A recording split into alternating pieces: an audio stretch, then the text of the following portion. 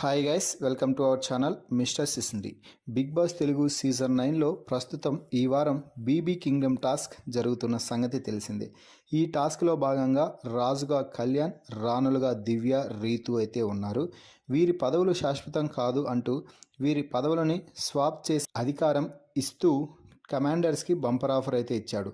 కమాండర్స్లో నుంచి ఒకరు, అలాగే క్వీన్స్ కింగ్లో నుంచి ఒకరు పోటీ పడాలి అంటూ బిగ్ బాస్ అయితే చెప్పడం జరిగింది. దీంతో కింగ్స్లో నుంచి దివ్య టాస్క్కి అయితే సిద్ధమైంది. కమాండర్స్ నుంచి నిఖిల్ టాస్క్లో అయితే పోరాడటం జరిగింది. ఇక వీరిద్దరికి ఇచ్చిన డ్రమ్స్ టాస్క్లో నిఖిల్ జెమ్స్ల టాస్క్ని క్షణాల్లో పూర్తి చేసి విజయం సాధించి కమాండర్ నుంచి కింగ్గా ఎదిగాడు. అయితే ఈ టాస్క్ ఓడిపోవడంతో దివ్య క్వీన్ నుంచి కమాండర్గా తన స్థానం దిగజారిపోయింది అని చెప్పవచ్చు.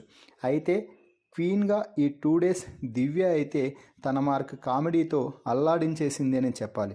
హౌస్లో దాదాపు అందరినీ ఓ ఆట ఆడేసుకొని అందరితో ఫన్ జనరేట్ చేయించడంలో సూపర్ సక్సెస్ అయింది దివ్య. పంచులు కానీ మాటలు కానీ దివ్య తనకు తానే సాటి అని నిరూపించుకుంది. మరి ఇప్పుడు కమాండర్గా మారడంతో కమాండర్గా దివ్య ఏ విధంగా మెలుగుతుంది అన్నది చూడాలి. అయితే టాస్కుల్లో దుమ్మురేపే పర్ఫార్మెన్స్ ఇచ్చి నిఖిల్ కింగ్గా మారిన తర్వాత ఏ విధంగా ఉంటాడు, ఏ విధంగా మాట్లాడతాడు అన్నది ప్రస్తుతం సస్పెన్స్గా మారింది. మొత్తంగా 2 రోజుల పాటు క్వీన్గా అంగరంగ వైభవంగా ఇంట్లో కొనసాగిన దివ్య ఓడిపోయి కమాండర్గా మారడంపై మీ అభిప్రాయాన్ని కామెంట్స్ రూపంలో తెలపండి.